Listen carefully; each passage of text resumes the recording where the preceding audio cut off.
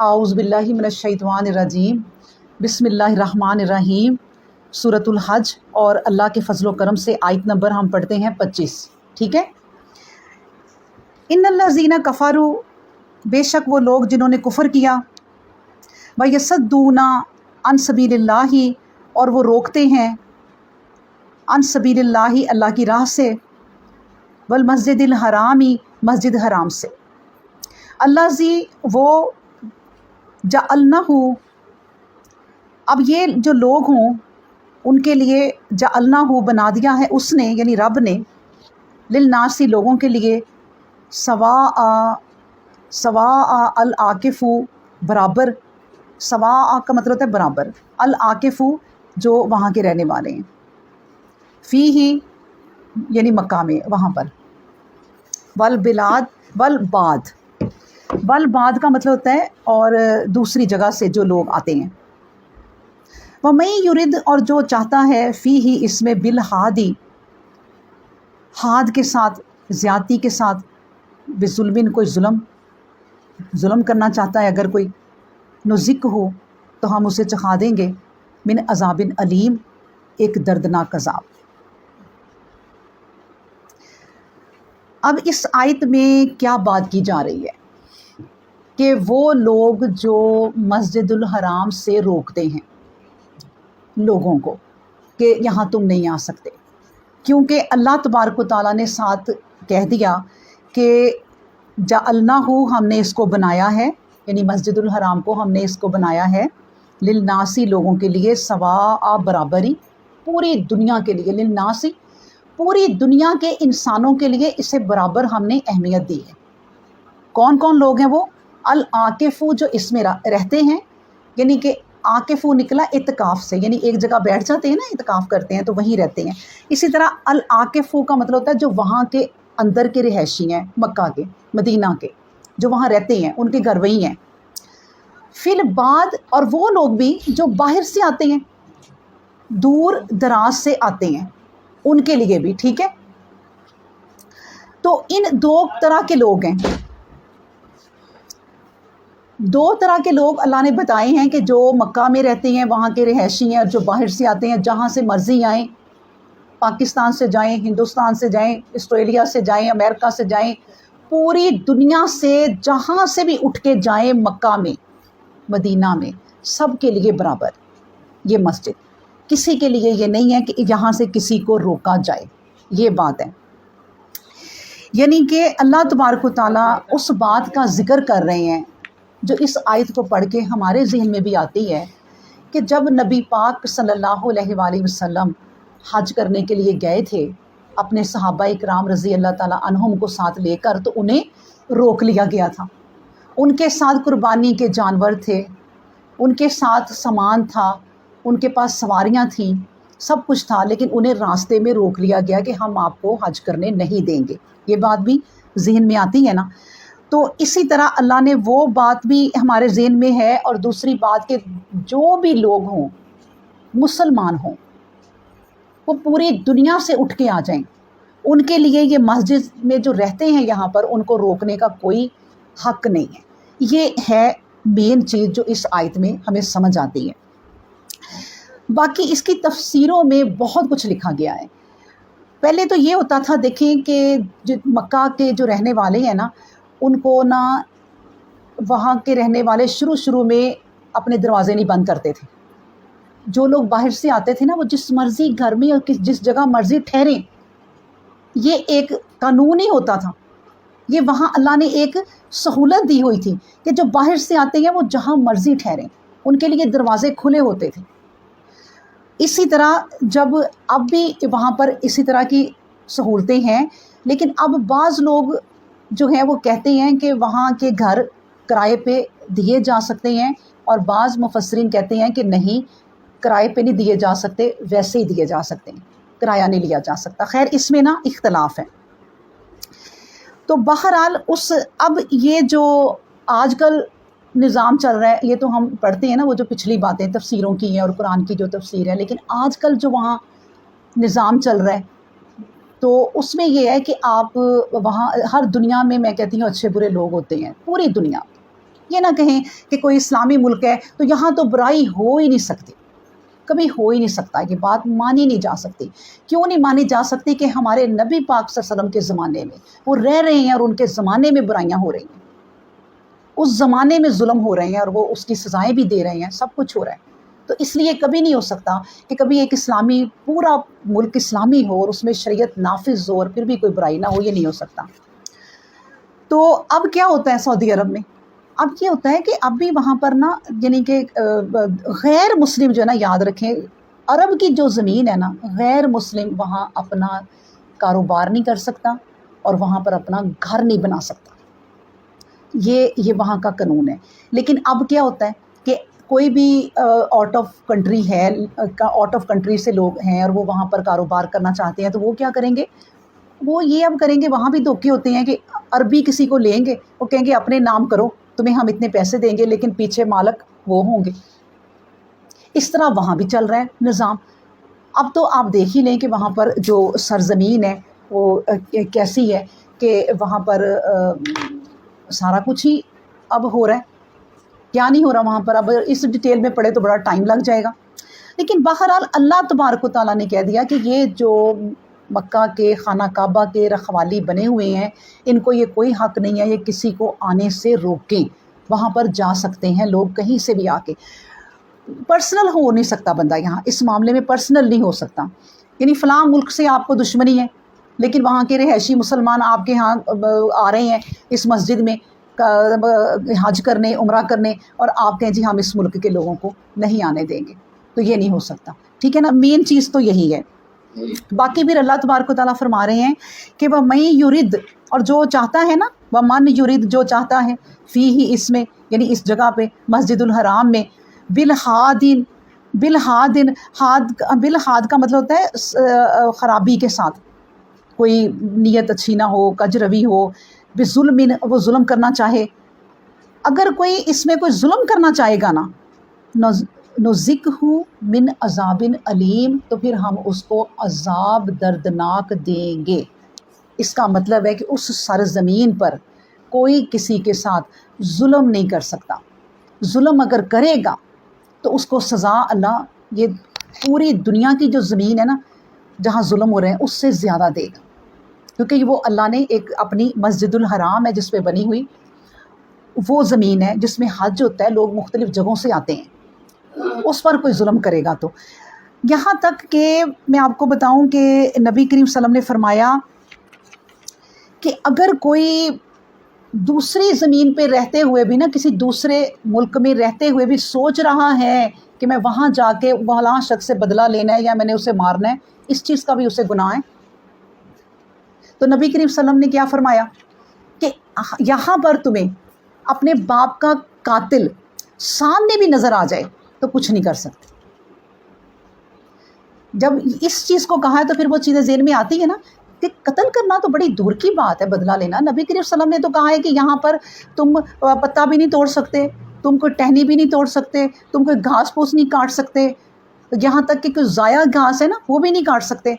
हाँ, अगर ज़रूरत के लिए अगर आपको आग जलानी हो और आपको ज़रूरत है तो वो घास आप काट सकते हैं जो खुश्क हुई हुई है, फिर काट सकते हैं। यहाँ तक कि आप इस शहर में किसी जानवर को भी नहीं मार सकते, मारने के लिए उसको पकड़ने के लिए दौड़ा भी नहीं सकते कि उसको आप हरास करें, डराएं। जानवर को भी शिकार करना मना है। तो इसलिए अल्लाह ने कहा कि यहाँ पर जो ये अल्लाह की सरज़मीन है, जो अल्लाह ने ये मस्जिदुल हराम बनाई है, ये सब के लिए एक जैसा यहाँ पर सलूक किया जाएगा। या ये एक हदीस में आपको ये भी सुनाती हूँ कि अब्दुल्ला बिन उमर रज़ी अल्लाह अन्हु फरमाते हैं कि मक्के के घरों का, यहाँ तक कि उस ज़माने में किराया खाने का मतलब ये होता था कि पेट में आप आग भर रहे हैं। यानी इतना तकद्दुस है इस ज़मीन का और इस शहर का कि ये मस्जिद जो है वो सब के लिए एक जैसी है। जो भी दूर दराज से आते हैं वो यहाँ पर आके आराम व सुकून से रह सकते हैं, उनको कोई जुल्म नहीं कर सकता। ठीक है।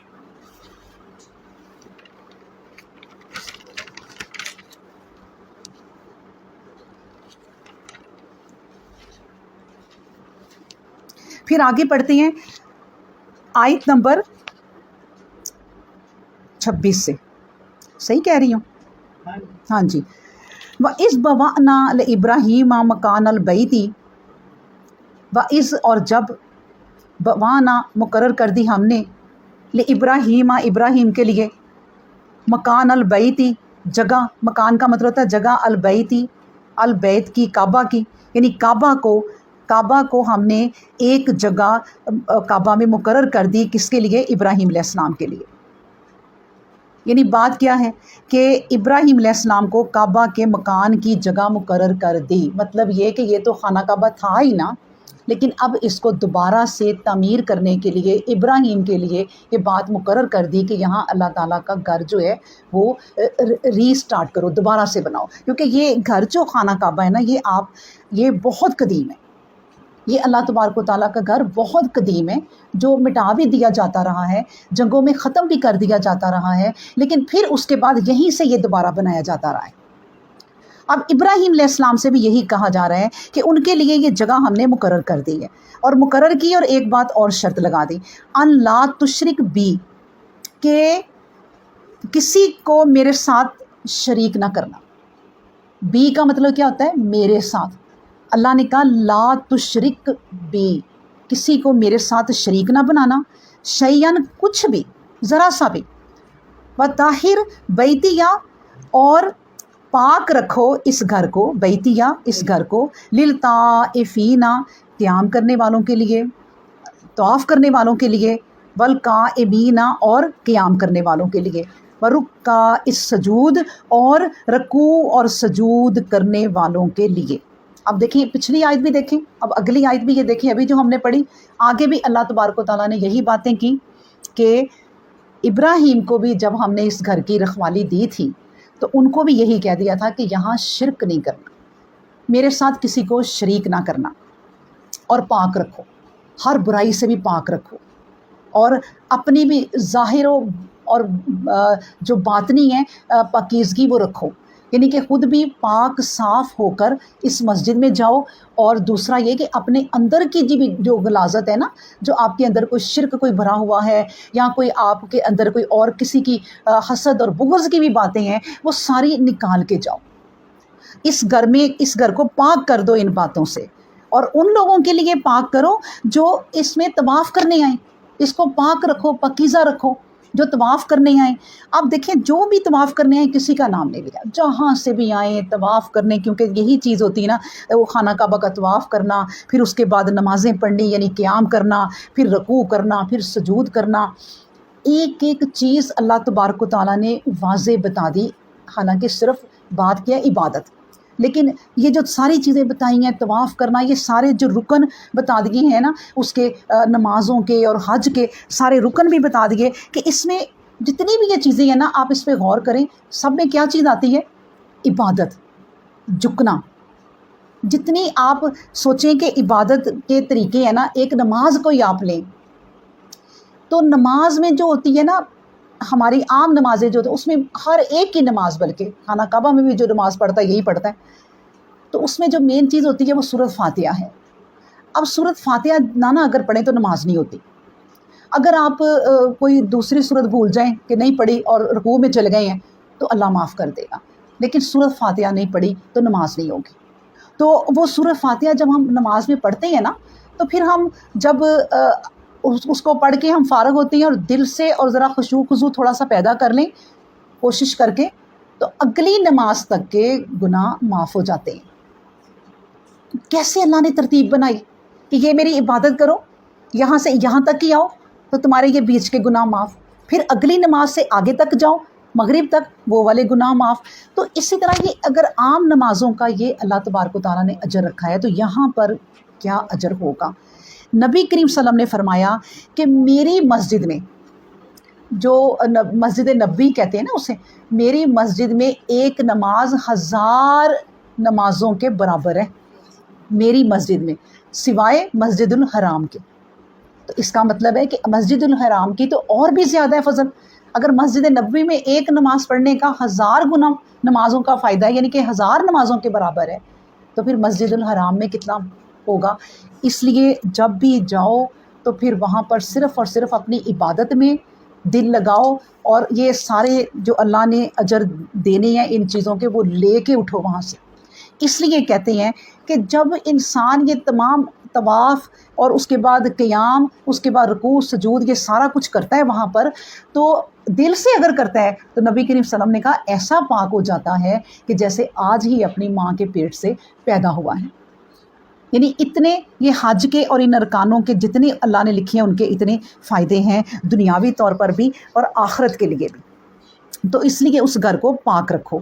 اب اس گھر کو دیکھیں نا پاک کیسے رکھنا ہے، اس کا احترام ہے کہ آپ نے یہاں پر نہ کوئی جھگڑے والی بات کرنی ہے، نہ کوئی لغو بات، گندی بات کرنی ہے کوئی، جس طرح ہم نے ابھی جنت کا پڑھا نا کہ سلام اسلام، اس طرح جب آپ یہاں بھی جائیں نا تو طواف کرنے، حج کرنے، تو اب کوئی گالی گلوچ نہیں دینی، کوئی گندی بات نہیں کرنی، کسی سے بدلہ لینے کا نہیں سوچنا، ان تمام چیزوں سے اپنے آپ کو جو ہے وہ پاک کر لیں، تو پھر آپ کے یہ سجدے، رکوع اور یہ قیام قبول ہوں گے۔ ٹھیک ہے، اس کے بعد ہے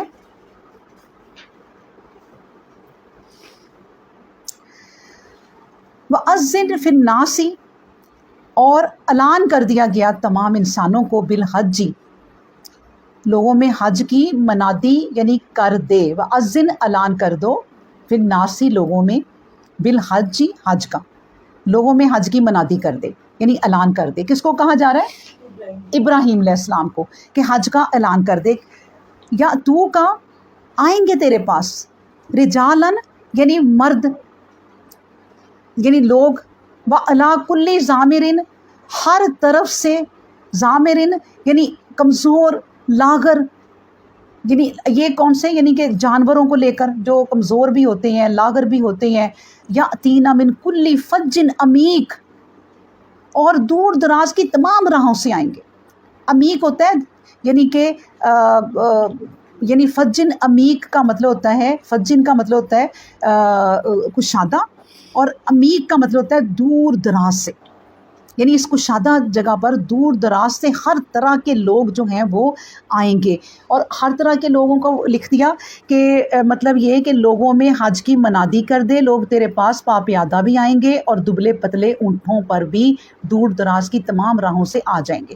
یعنی کلی ضامرین کا مطلب ہوتا ہے ہر دبلے پتلے اونٹ پر، یا تینا آئیں گے، اور رجالن کا مطلب ہوتا ہے وہ لوگ جو پیدل آتے ہیں، جو آدمی پیدل چلنے والے ہوتے ہیں ان کو رجالن کہتے ہیں۔ تو اس طرح اے ابراہیم آپ کے پاس لوگ جو ہے نا وہ دور دراز سے آئیں گے۔ اب دیکھیں کہ اللہ تبارک و تعالیٰ نے حضرت ابراہیم علیہ السلام سے کہا کہ اعلان کر دو۔ ایک اس میں یہ بھی بات کئی مفسرین لکھتے ہیں کہ انہوں نے کہا کہ اللہ تعالیٰ میں کیسے اعلان کروں کہ پوری دنیا کیسے سنے گی، آپ نے تو کہا للناس ہی، پورے لوگوں کے لیے۔ اللہ نے کہا کہ آپ پہاڑ پہ اعلان کر دو چڑھ کے، آگے دنیا تک پہنچانا میرا کام ہے۔ اچھا وہ اب کیسے پہنچانا ہے واللہ عالم، لیکن میں آج کی جب بات سوچتی ہوں نا کہ آج آپ جو ہے وہ اپنے گھر میں بیٹھ کے کوئی بات کرتے ہیں تو ان ہواؤں کے ذریعے، یہ اس میڈیا کے ذریعے پوری دنیا تک پہنچ جاتی ہے۔ تو اللہ کو بھی پتا تھا کہ اس دنیا تک پہنچانا ہے میں نے، کیونکہ پوری دنیا اللہ نے بنائی ہے، ان ہواؤں کو اللہ نے بنایا، اب ہواؤں کو مسخر کر دیا کہ ان سے فائدے اٹھاؤ، یہ ہواؤں کے ذریعے چیزیں ہیں ساری، یہ جو نیٹ شیٹ سارے لگتے ہیں، تو اس لیے تو اللہ نے کہا آپ اعلان کر دو اور پوری دنیا کے گورے، کالے، چٹے اور ہر زبان کے لوگ تمہارے پاس آئیں گے۔ اور وہی بات ہے کہ انہوں نے جب اعلان کیا تو آج تک پوری دنیا میں سے لوگ اٹھ کے ہر طرح کے حج کے لیے جاتے ہیں جن کو روکنا منع ہے۔ اچھا ایک بات ہے، روکنا منع ہے سے مجھے یاد آ گیا کہ اگر آج کل جیسے آبادی ہے اور وہاں پر کتنے لوگ چاہیے حج کے لیے، وہاں پر جگہ کی کتنی لمٹ ہے، اگر باقی ان کے جو ہے وہ ویزے نہیں بنتے کہ اب ہم نے حج کے لیے نہیں دینا، تو اس یہ کوئی گناہ نہیں ہے، کیونکہ اگر وہاں جگہ ہی نہیں ہے تو یہ کر سکتے ہیں آپ۔ یعنی ویسے دشمنی میں روکنا غلط بات ہے، لیکن اگر وہاں جگہ نہیں، جیسے حاجی اتنا رش ہے، رش کی وجہ سے بھی مر جاتے ہیں، پھر وہ اتنا رش ہو جاتا ہے کہ ان کے کیمپوں کو آگ لگ جاتی ہے، آگ پھیل جاتی ہے، یا پھر گرمی سے لوگ مر جاتے ہیں، وہاں پر گرمی اتنی ہوتی ہے۔ تو اس لیے اگر اس طرح کی کوئی پابندی ہو کہ اب اس سے زیادہ نہیں ویزے دے سکتے حج کے لیے تو وہ ٹھیک ہے۔ تو اس لیے اللہ تبارک و تعالیٰ نے کہا ہے کہ ہر طرف سے یہاں پر لوگ آئیں گے۔ اب دیکھیں نا उस ज़माने में तो ऊँटों पे लोग आते थे, जो लिखा हुआ है यहाँ पर कि कुल्ली ज़ामिरिन, हर तरह के लागर, कमज़ोर ऊँट या फिर घोड़े जो भी है उन पर आते हैं, तो ज़ाहिर है सफ़र करते करते वो इतने कमज़ोर हो जाते हैं कि उन पर बैठकर या उनके साथ अपना सामान रख के आते हैं। पैदल भी लोग आते हैं। लेकिन अगर अब हम देखें कि अब तो लोग पैदल नहीं आते और अब तो लोग ऊँटों पर भी नहीं आते, तो फिर इस आयत का क्या करना है? ये आयत जो है ना, ये तमाम चीज़ों पर जाएगी अभी भी, कि आप अगर जहाज़ों में भी जाते हैं ना, तो इतनी दूर दराज से जब आप जहाज़ों में आके स्टे करते हुए रास्तों में आप पहुंचते हैं हज करने के लिए, तो तब भी थके हुए आते हैं। आप कहीं भी जाएं, जहाज़ से अपना सामान उतारें, वो बैग वगैरह चेक कराने, ये वो कितनी मुसीबत होती है। घर तक भी अगर आप पहुंचते हैं ना, वो घर जाने के लिए भी किसी के, तो इतना थके हुए होते हैं। एक तो आपकी वो रूटीन, सोने की रूटीन बदली होती है, उस मुल्क की कोई होती है, इस मुल्क की कोई होती है। तो ये बात सच्ची है। तब अल्लाह ने जो ऊँटों वगैरह का नाम लिया, अब वो गाड़ियाँ, अब वो जहाज़, वो सारे ही हैं और थके हुए लोग आते हैं। तब ये लोग ज़्यादा पैदल, अब भी पैदल भी आते होंगे, मैं आपको बताऊं, अपना ये अजर लेने के लिए, जो वहाँ के नज़दीक शहरों में लोग रहते हैं। अब भी इस तरह कई लोग होंगे शौक़ में, अब भी ऊँट पर भी अपने आते होंगे कि हम करीब ही हैं गांव के लोग, तो हम अपने ऊँट पर चले जाते हैं, क्योंकि आयतें जो अल्लाह की हैं ना, वो कभी गलत नहीं हो सकती, वो बिल्कुल सही हैं और क़यामत तक सही रहेंगी। तो अल्लाह ने कहा इस तरह लोग जो हैं वो यहाँ दूर दराज से इस जगह पर आएंगे।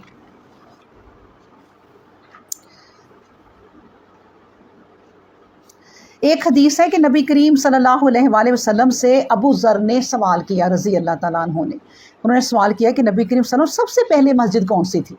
यानी मस्जिद का जिक्र हो रहा है ना, तो सबसे पहले मस्जिद कौन सी बनाई गई? फरमाया मस्जिद हराम, यही जिसका जिक्र किया, ये सबसे पहले दुनिया की मस्जिद है।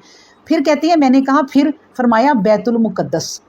क्या वो कहती है, मैंने कहा इन दोनों के दरमियान किस कदर मुद्दत का फासला है, यानी कितना बाद बनी है? फरमाया 40 साल का। यानी ये जो कदीम तरीन दो मस्जिदों का नाम लिया ना, एक कौन सी है? एक मस्जिद हराम और एक बैतुल मुक़द्दस।